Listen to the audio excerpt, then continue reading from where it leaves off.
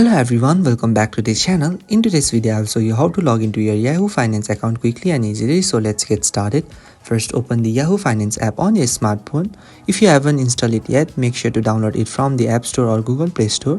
Once the app opens, tap on the profile icon at the top right corner. Within it, select the sign in option to access your account. Now you will see the list of the account.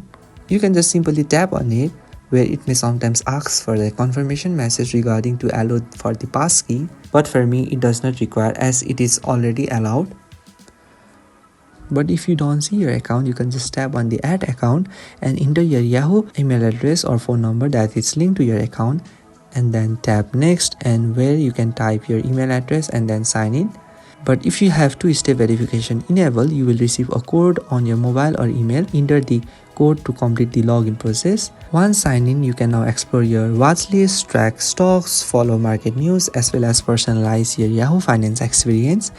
And that's it. You have now successfully logged into your Yahoo Finance account and is ready to stay updated about the latest market trends.